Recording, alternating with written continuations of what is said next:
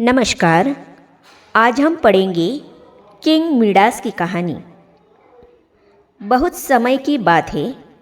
एक बहुत धनवान राजा था। उसका नाम मिडास था। धनवान होने पर भी वह संतुष्ट नहीं था। उसे पैसे और सोने का बहुत अधिक लालच था। एक दिन उसके सपने में एक परी आई। वह जाग उठा। उसने देखा कि वह परी उसके सामने खड़ी है। अपने बिस्तर से उठकर राजा परी के चरणों में गिर गया। उसने परी की प्रशंसा करते हुए कहा कि आप कितनी सुंदर हो। मैंने सुना है कि परियां मनुष्य की इच्छाएं पूर्ण करती है। परी मुस्कुराते हुए बोली, हे राजन, कहिए आपकी क्या इच्छा है। हम आपकी इच्छा पूर्ण करेंगे। राजा को कुछ समय तक समझ में नहीं आया कि वह क्या मांगे। थोड़ी देर बाद राजा ने कहा कि हे परी, आप मुझे ऐसी शक्ति दो जिससे कि मैं जिस चीज़ को भी छूऊं वह सोना बन जाए। परी ने राजा की इच्छा पूर्ण कर दी। धीरे से राजा एक पत्थर के पास गया।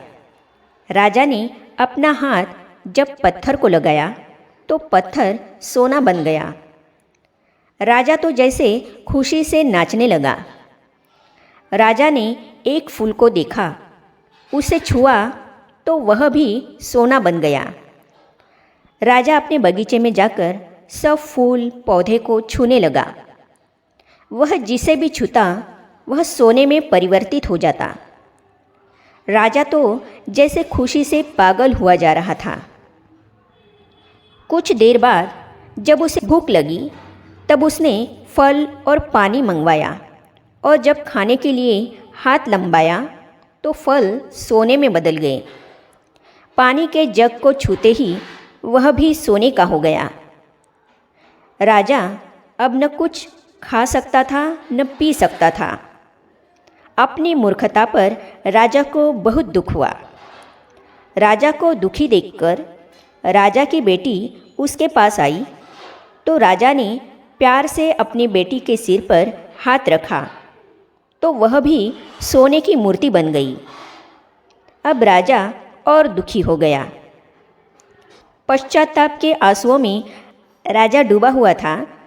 तब वही परी उसके सामने पुनः प्रत्यक्ष हो गई। उसने कहा, हे राजन, मैंने तो सोचा कि आप बहुत खुश होंगे, लेकिन आप तो बहुत दुखी दिख रहे हैं। क्या आपको मिली शक्ति से आप खुश नहीं हैं?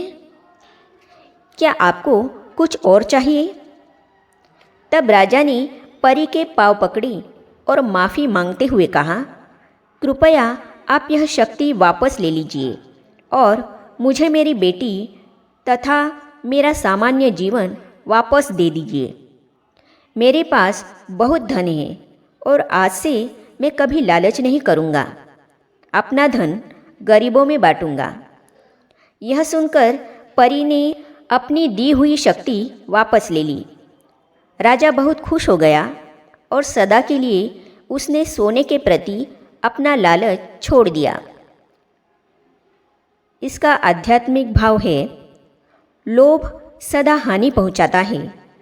जितना है उतने में ही संतुष्ट रहना भी एक कला है। शिव परमात्मा कहते हैं कि स्थूल धन कमाने में ही सारा समय गंवाना नहीं है, उसके साथ साथ अपने जीवन में परोपकार और आध्यात्मिक जागृति आवश्यक है।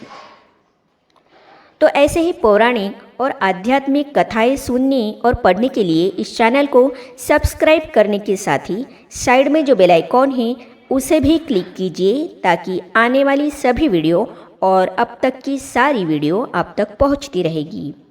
धन्यवाद।